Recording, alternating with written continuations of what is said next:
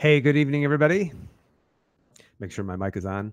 I'm Dr. Nathan Thompson with the Wellness Way Yorkville. Happy Monday. Hope you guys had a great, awesome weekend. I know I did a little bit of traveling. So, full disclosure, I get this question asked a lot about what I'm talking about tonight, and it is a rerun.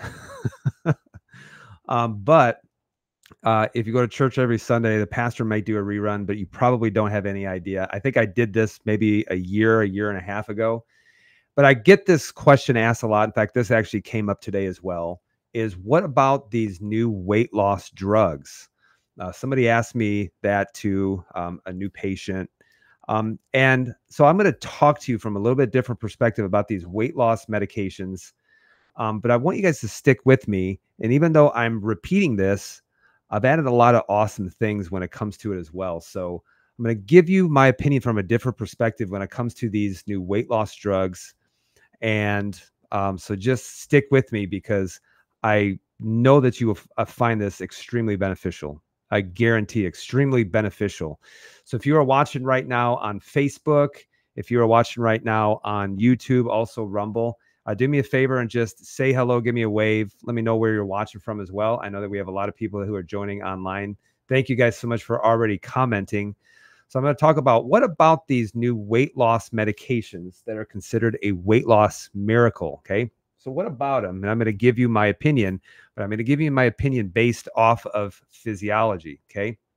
Now, guys, if you are from the Chicagoland area, you want to work with us directly, please make sure that you go to our link tree. Our next inflammation event is going to be on Tuesday, May 14th at 6:00 p.m. So we are working specifically and solely with people in person. Okay. So we no longer are seeing people remotely, at least for the time being, just to preserve my staff's energy and my energy as well. Even though we love you, we would love to work with you. We only have so much time and effort that we can put into each person.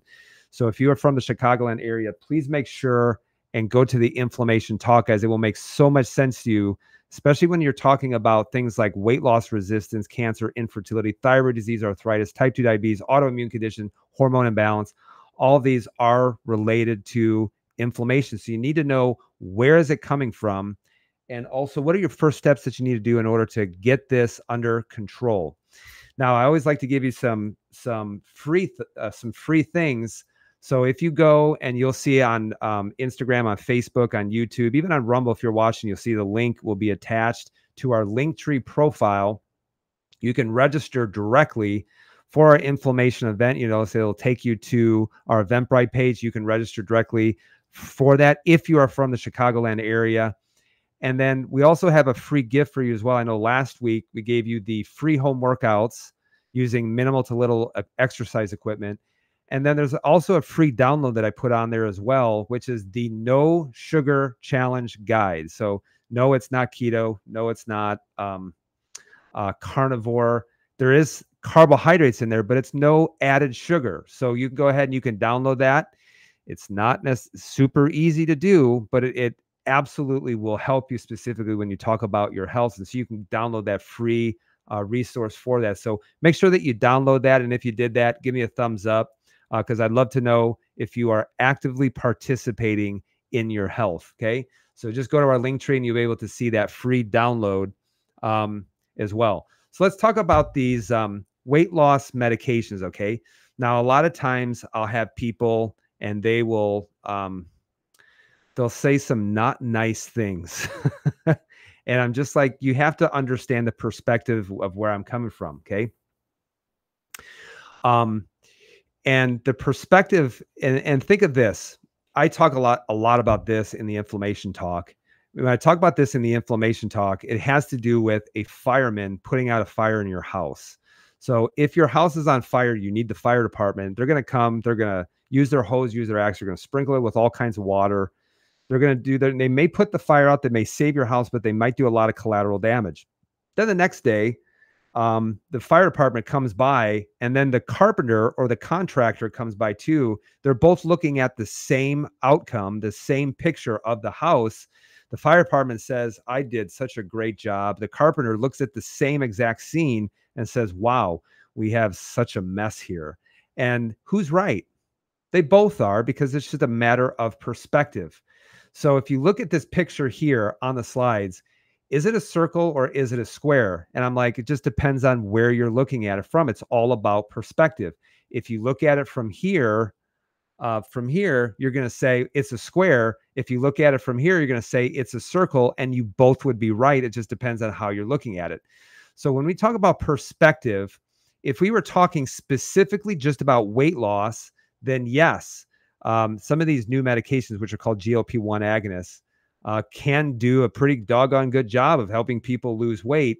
But if you're coming from the perspective of things like actual fat loss, insulin resistance, and gastrointestinal function, which I believe is way more important, because if you just want to lose weight, you can either cut your arm off, or you can take a rocket ship to the moon where your gravitational pull is only 1/6 of it is on Earth. Then if you're just talking about just weight loss, because everybody thinks, oh, if I just lose weight, all my problems are going to be taken care of. Well, I've seen a lot of people who have died very thin, who've been suffering with cancer, and it had nothing to do with weight loss. So if you look at it from a perspective of fat loss, insulin resistance, and better function, then this is why I have a lot of hesitation when it comes to that. And that's the perspective that I'm going to be talking from. So it's just a matter of perspective. Okay. Now, Albert Einstein said this, and I actually absolutely love this quote. And he said this, and this has to do with perspective. Everyone is a genius, but if you judge a fish by its ability to climb a tree, it will live its whole life believing it is stupid. Okay. Everyone is a genius, but if you judge a fish on its ability to climb a tree, it will live its whole life believing it is stupid. And I always have people who try to pigeonhole me into, you're just this, you're just this. And I actually will say, you know what I pride myself on? My knowledge and application of physiology. And that's what I'm going to talk about, tonight, because if it goes against physiology, and if it goes against what the body is trying to do, then that's why I always say there is a God. It's not me. And the body is way smarter than us. But just understand, I'm coming from a different perspective, and I'm not going to tell you that you're a fish and tell you to climb a tree. You have your own unique gifts and talents and capabilities, but it doesn't matter how talented the fish is. It will never be able to climb a tree.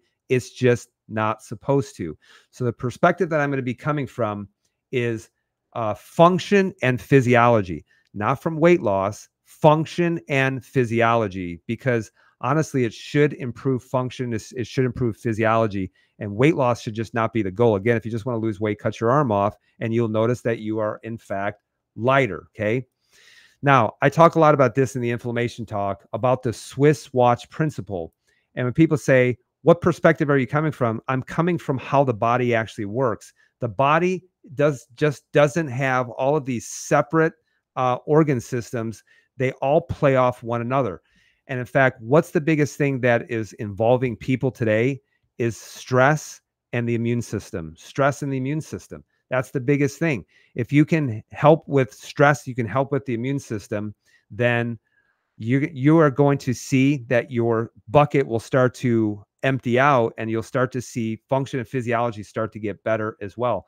This is why when I say, in our inflammation talk, I say, hey, did you know that your big toe controls your heart? And people laugh. And they're like, it's impossible. No, it doesn't. I say, okay, give me a hammer. I'm going to smash your big toe. Then I'm going to take your blood pressure, and you notice your blood pressure went up. So, but this is what's so frustrating, guys, when it comes to healthcare, because if you have a problem, for example, in your gastrointestinal system, then you're going to go to some kind of GI specialist. They're going to look at just the gastrointestinal system, and they're not going to see how it affects every other organ system inside of the body. And this is one of the biggest things. And I had a conversation with a patient today, was having tons of gastrointestinal issue, which now is affecting her immune system because she's got a ton of allergies as well. But the thing that I noticed, I'm like, when did things start to go sideways? And she's like, when I got my gallbladder out. So she changed her physiology. Because she changed her physiology, it changed her immune system. It changed her skin.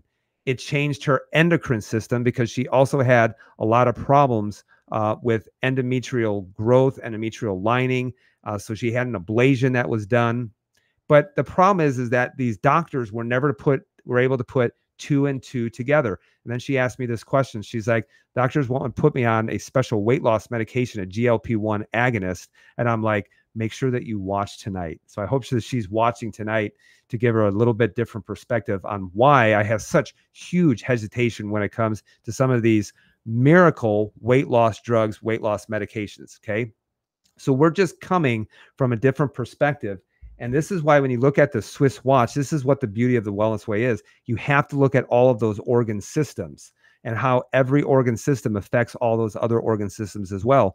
But if you look at healthcare today, you have a specialist for all of these different systems. And you know what my opinion on a specialist is? It's someone who knows more and more about less and less until finally they become experts in nothing. All right.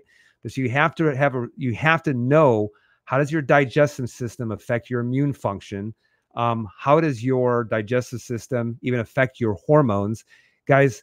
And it comes down to this. This is why I say, is the body smart or is it stupid? Okay, because we're taught that the body is stupid, that it's always messing up, it's always making mistakes. And I said, what if the body wasn't messing up? What if you were messing up?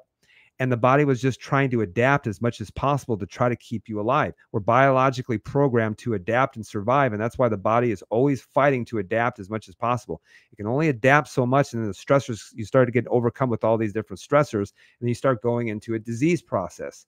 I want you to think of autoimmunity. Now, remember, I asked this, is the body smart or is it stupid? Autoimmunity, the first thing people say is, oh, my immune system's attacking itself. And I was like, why did it do it at 25? Or 30? Why didn't it do it when you were born? Is the body attacking itself or is it cleaning up damaged cells? You wouldn't sprain your ankle and have a bunch of tissue damage and then it gets very red, swollen, and hot. You wouldn't say, I have autoimmunity to my ankle. You would say, nope, my immune system has discovered that there's damaged tissues and it's just trying to clean it up and clean it out and trying to repair that. And you have to have an inflammatory process. We're not saying that all inflammation is bad. You need it, but you shouldn't be causing it where you don't need it, especially. You have to figure out where you are actually injuring yourselves. What about cardiovascular disease? Is the body just randomly making too much cholesterol or is it trying to repair something? So we always think the body is just messing up, but it's maybe there's another reason why it's happening. Maybe the body is smart. Maybe the body is actually smarter than you. Maybe the body is smarter than your doctor. Even if you look at type 2 diabetes, is the body randomly losing blood sugar control?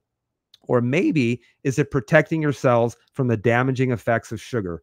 Here's what's so interesting is that if your cells took in all the sugar that you are consuming, they probably would die off a lot sooner because there's a lot of oxidative damage that happens when you take in all the sugar that you're probably consuming. That's why I want you to download that no sugar guideline, especially. I've actually talked about this, that diabetes is a protective mechanism. It's the body trying to protect itself, and it becomes insulin resistant. So it can't take in all of the sugars. Now, is there a consequence with this? Yes. Become insulin resistance. It causes a lot of advanced glycation end stages, can cause cardiovascular disease and things like that. But the body will always do this. It will always rob Peter in order to pay Paul if it means that you'll live longer. Okay. So how you view the body determines the methods you use to treat it. That's very important to understand. How you view the body determines the methods you use to treat it. One is manipulation. The other one is restoration. Manipulation is easy because all it takes is just manipulating it with a drug or a medication. Restoration actually takes work, takes a lot of work, and it takes diligence, and it takes a lot of patience in order for the body to start to recover. Let's look at weight loss medication through the years, okay? You're going to notice that they change. So some of the early ones from a while back were actually amphetamines, okay? And basically what they did is they caused a stress response in your body. And with that stress response, it caused a decrease in appetite. And that makes sense because if a bear is chasing you, the last thing that you are worried about is stopping off at Hardee's and trying to get some kind of, monster burger or something like that. Don't ask me how I know that. So a stress response will lower appetite. They did this for a while, and then they're like, you know what? We don't like what's happening. So let's come out with the next blockbuster drug, and it was called Orlistat. Orlistat basically inhibited it blocked the absorption of fats. And you know what happened when that happened, caused a lot of issues, especially within the gastrointestinal system. And now the new ones are actually a version of type 2 diabetes medications. So just think of this. If they find something, if they realize it causes all kinds of side effects, they no longer use it anymore. And that makes you wonder, if they're no longer using it anymore, what happened? Was there a lot of side effects? And it makes you wonder about, if that happened in the previous two, what's going to happen with this third one. And lo and behold, we're starting to see it start to take effect as well. Okay. These new weight loss miracle medications, these are called GLP-1 agonists. Okay. And what are they called? Ozempic, Wegovy, Mounjaro. These are the commercial names of it. But the chemical name is called semaglutide. This is Wegovy, is semaglutide, and then tirzepatide. And these were originally type 2 diabetes medications that now they've just kind of repurposed them for weight loss specifically. So these are called GLP-1 agonists. And I had a patient today. It's like, yeah, my doctor just wanted me to go on a GLP-1 agonist. What was going to happen? I had some reservation with it. I'm like, it would have caused so many problems. And that specifically is understanding her past history as well. So these are what these things are called. They're a GLP-1 agonist. Now, here's how they work, okay? Now, GLP-1 stands for glucagon-like peptide 1 receptor agonist. They improve glycemic control or blood sugars by enhancing insulin secretion. So they say enhancing, but essentially what they're doing is they're stimulating a massive increase in insulin from the beta pancreatic cells and inhibiting glucagon release from the alpha pancreatic cells. Additionally, the agonists, now pay attention to this, they slow gastric emptying, increase satiety, and reduce appetite. Okay. Now, I've talked a lot about appetite, satiety, and things like that by looking at the hormone leptin, leptin resistance, how to keep your stomach stretched for longer periods of time. And this is why, guys, when people say, oh, I just don't understand why so-and-so can't just stop eating. Well, there's a very strong hormonal response that they have lost that tells them to shut it off. So they just don't understand when to shut things off. So these GLP-1 agonists, they increase insulin secretion and they slow gastric emptying. This is very, very important for you to understand this, especially when you start talking about physiology. Okay. So basically what they do is they increase insulin. Insulin is a hormone that uses a lock and key method in order to drive sugar into the cell. They delay gastric emptying, which means that you're going to feel fuller for a longer period of time because your stomach is going to stay full and stressed.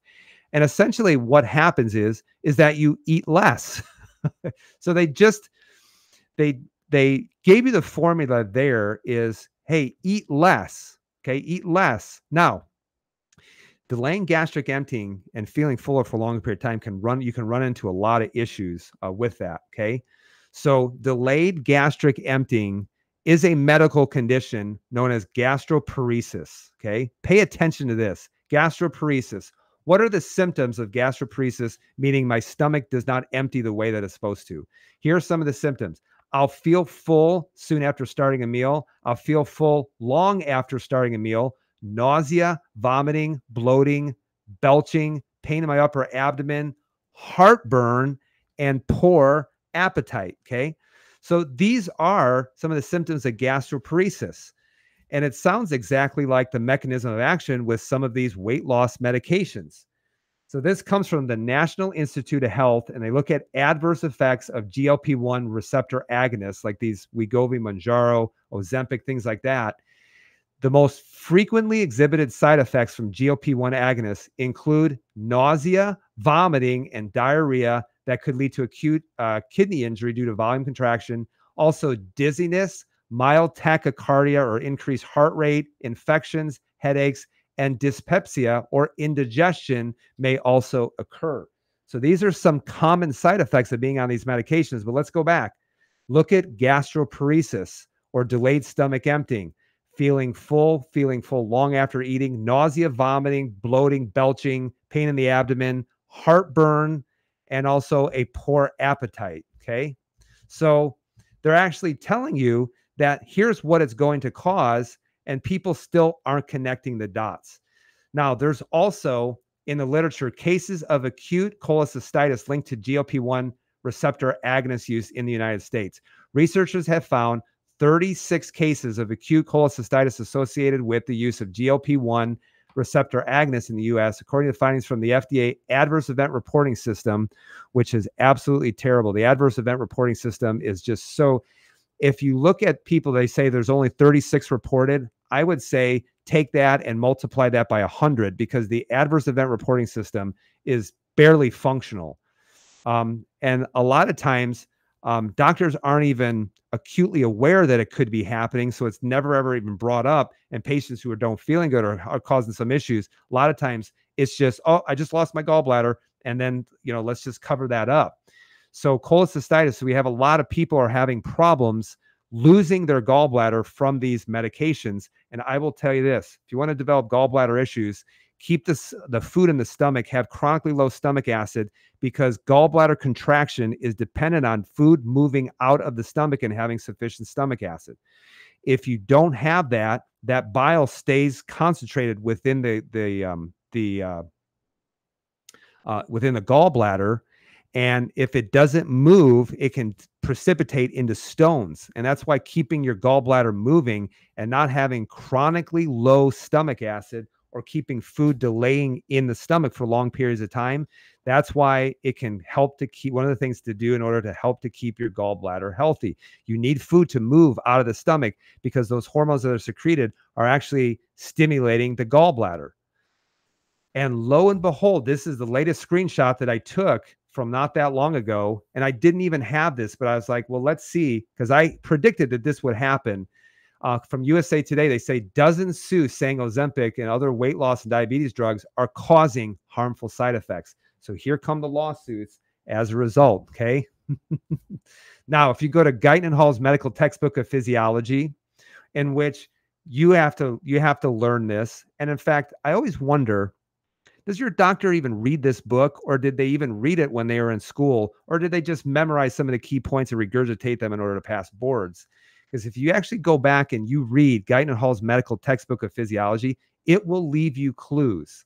So look at gastrointestinal hormones. This is where the proof in the pudding actually is. Gastrointestinal hormones, a mixture of several important gastrointestinal hormones: gastrin, secretin, cholecystokinin, which is involved with squeezing of the gallbladder, glucagon-like peptide, or GLP-1, and glucose-dependent insulinotropic peptide, or GIP, can cause moderate increases in insulin secretion. These hormones are released in the gastrointestinal tract after a person eats a meal.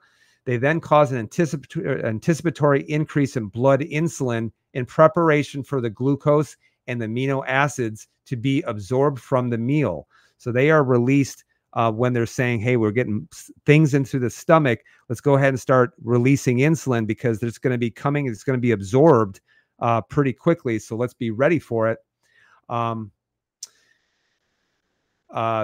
Increase in blood insulin in preparation for the glucose and amino acids to be absorbed from the meal. These gastrointestinal hormones generally act in the same way as amino acids to increase the sensitivity of insulin response to increase blood glucose, almost doubling the rate of insulin secretion as the blood glucose levels rise.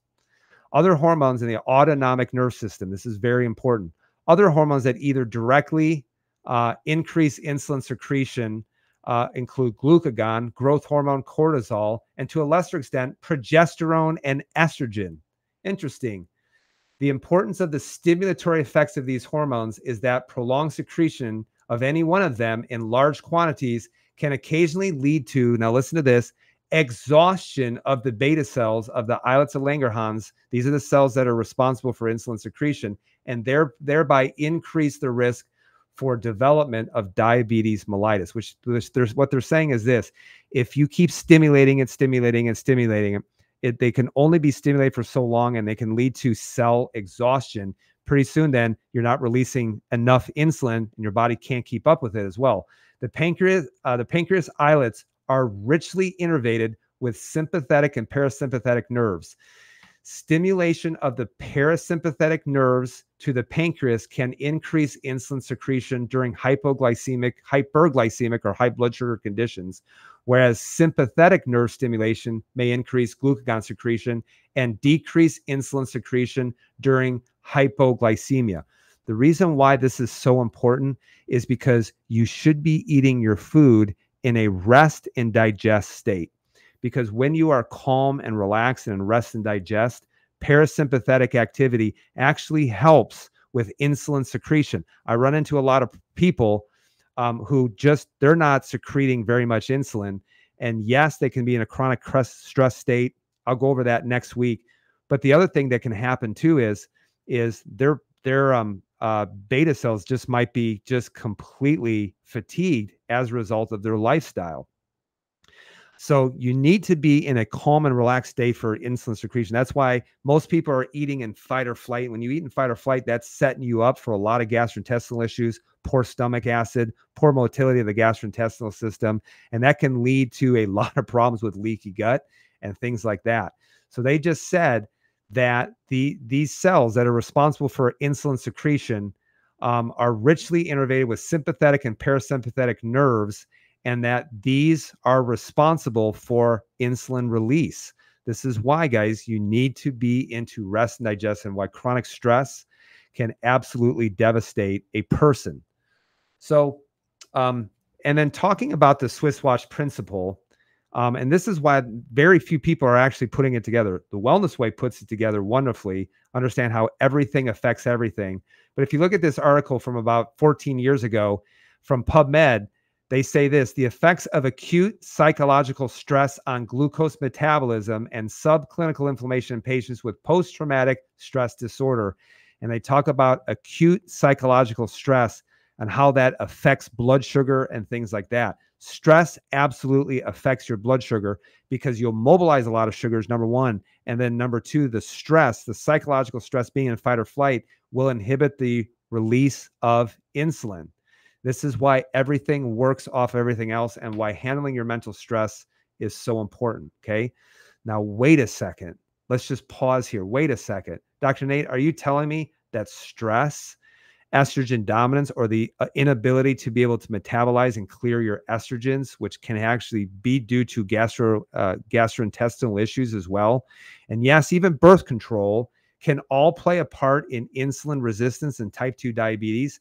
The answer is yes, absolutely. Stress, estrogen dominance, inability to be able to clear your estrogens, metabolize them properly.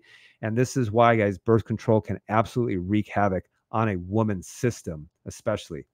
So let's look at those GLP-1 agonists, and here's how they work. So I said this, and this comes from straight from the horse's mouth. They increase insulin secretion and they slow your gastric emptying. Okay. So they slow the movement of food out of the stomach, and then they jack up insulin secretion, which this can cause some problems because a lot of people have problem with insulin resistance. Okay.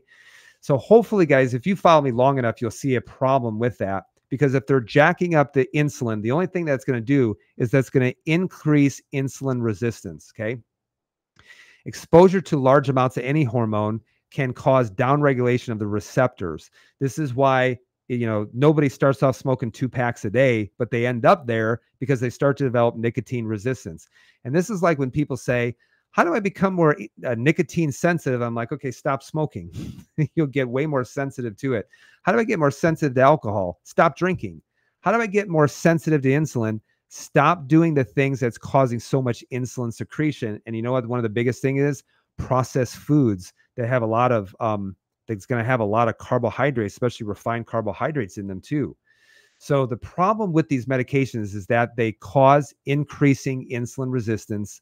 They manipulate the gastrointestinal physiology, and yes, they can cause pancreatic fatigue. So if they keep causing the pancreas to release so much insulin, it can only do that for a certain amount of time.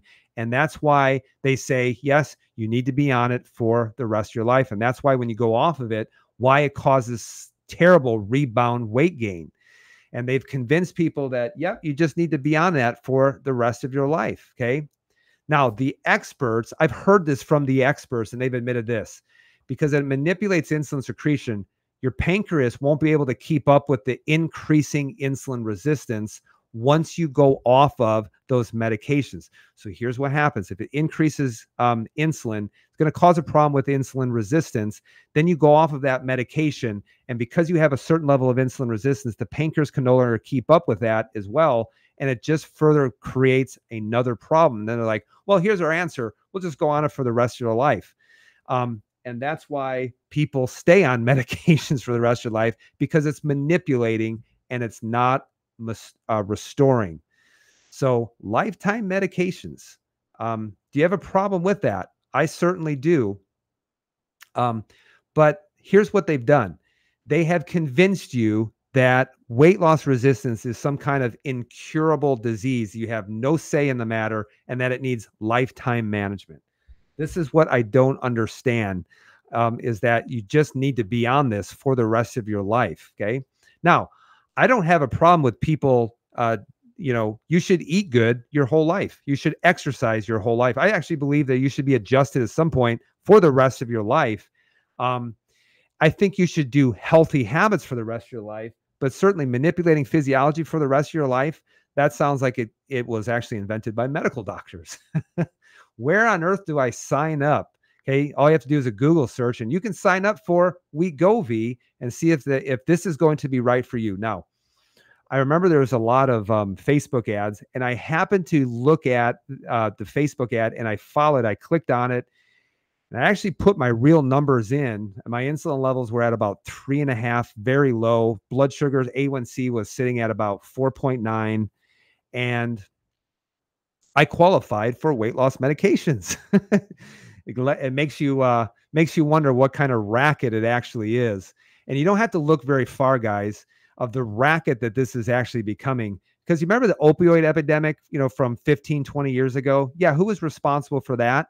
There was a lot of people unnecessarily killed. Even if you look at COX-2 inhibitor or COX-2 inhibitors like Bextra, Vioxx, some of these medications that cause a lot of unnecessary heart attacks and things like that. It was like, who's actually sitting down and looking, oh, this is going to be a really good idea. So if you go to Wegovy, you go to the website and you look at 2.4 milligrams, how much does it cost? It is $1,350. It's a cash cow. Holy cow. And people say, wow, this is really expensive. You know what they say instead? Why doesn't my insurance pay for it? Insurance will do nothing in order to improve your health. And when people say, oh, do you take insurance? I'm like, are you asking me about the same insurance that you faithfully submitted all the time, but you're still sick? That's why insurance will never pay for anything when it comes to being healthy as well. $1,350 what it costs for 2.4 milligrams. But look at this. If you look at Wegovy and you look at the maintenance dose that you're supposed to stay on by month 15, because you notice they increase the doses a little bit. If they would give you a full dose, you wouldn't recover from it. You would get so sick. This is the maintenance dose of 2.4 milligrams each week, a full dose, yet it's $1,350. But I imagine too that if you go online, they'll probably say, yeah, we can give you some kind of discount as long as you do a bunch of like infomercials on TikTok, yeah, things like that. So this is just absolutely, it's just incredible how much it actually costs. Now, the other thing too, is you have to ask the question, all right, if I lose weight, am I losing weight or am I actually losing fat? The studies that you see show a reduction in weight, but it doesn't show any measurable reduction of body fat. And this is why people say, oh, I've lost this many pounds. But think of this. If you are losing muscle mass, then here's what's going to happen. And in fact, we always will measure people by measuring body fat, and we'll measure muscle mass. And especially when we start to detox, because people will lose a considerable amount of weight, but I don't want them to lose muscle mass. I want them to lose fat mass. I'm going to talk about this a little bit next week. Because if you are losing a lot of muscle mass, yeah, you decrease the amount of gravitational pull on the scale. But the problem is that once you lose muscle mass, you begin losing metabolically active tissue, which can only make you more resistant to insulin.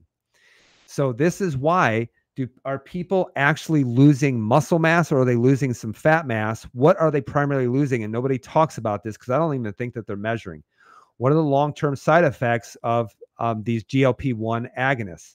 What are the long-term effects? I will tell you this. The longest long-term effect they've studied for is 68 weeks or a little bit over a year when you're talking about using it for weight loss. That doesn't look too promising. And if anybody sees a study longer than 68 weeks, please let me know because I would love to I would love to actually read it. Okay. What about addiction? Now, I had a woman who came to me, type 2 diabetic. I didn't see her for a while. And the reason why, she decided to go on these weight loss medications. And then she stopped because she said it was too expensive. I'm like, yeah, I know that it is. But she came back, and she came back worse. Her diabetes, because she couldn't keep dumping that medication into her system, and it made her blood sugars exceedingly worse. But she said, you know what? It started to decrease a little bit of my food chatter. And now everybody is talking about, yeah, it helps with addiction.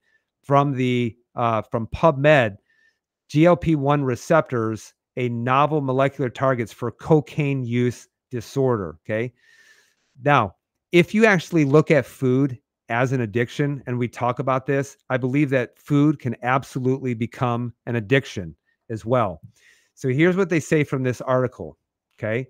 Recent preclinical evidence suggests that GLP-1 receptor agonists could be repurposed to treat cocaine craving induced relapse.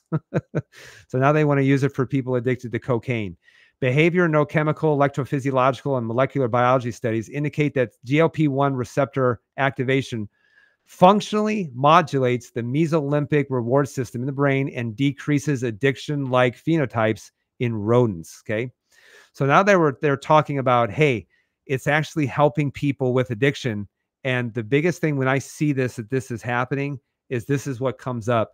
Here comes the cash cow, because they're going to keep repurposing these medicine for new and novel ways. Now they're going to talk about addiction management and things like that. That's why, guys, if you look at some of these medications, once they go a certain amount of time and they lose their patent and they become generic, they will repurpose it for another use so that they can kind of repatent this for a new condition. Mark my words, they will use it for addiction management, some of these medications. And this is why it will become such a cash cow, especially at $1,350 per month. Okay.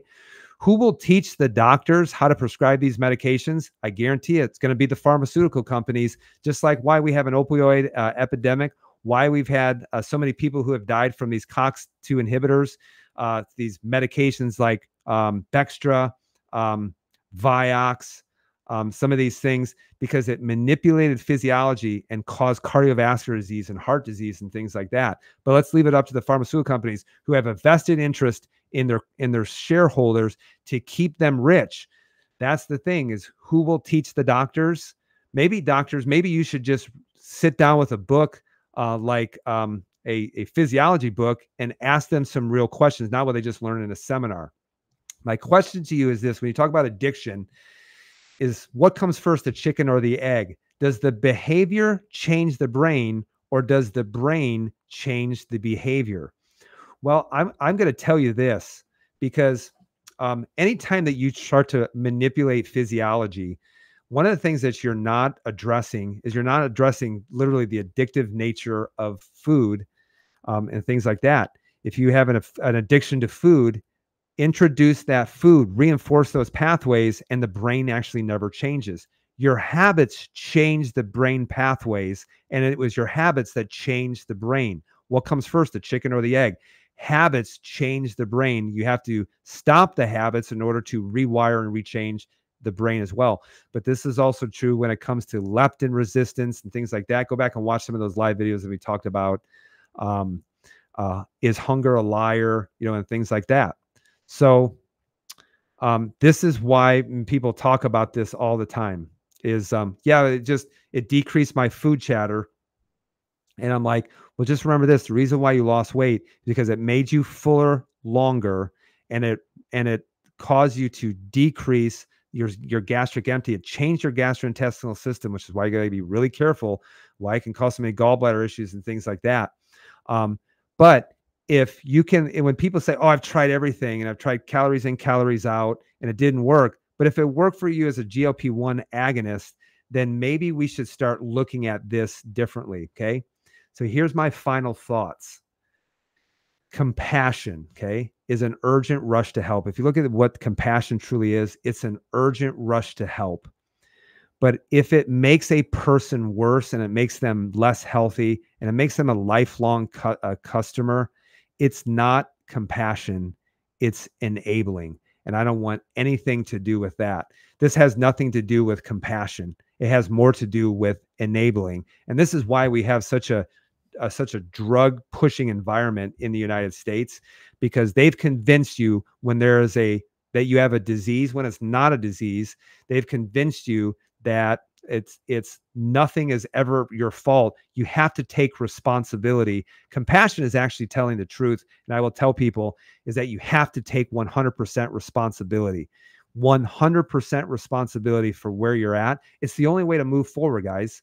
It's the only way to move forward. And I'm sorry if that doesn't sound nice, because the last thing I want you to do is tell me, oh, you're a nice doctor. Because you know what that means? They will call you nice when you have no idea what you're talking about.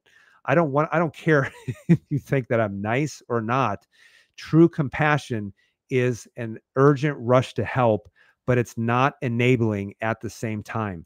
And so many times, even as parents, we enable our kids, and it's not making them better, it's making them worse, which is why if you have a 35-year-old son who still lives in your house and you're still doing the laundry for them and you're still paying their rent, doing everything, giving them money, it's not called compassion. It's called enabling. Okay.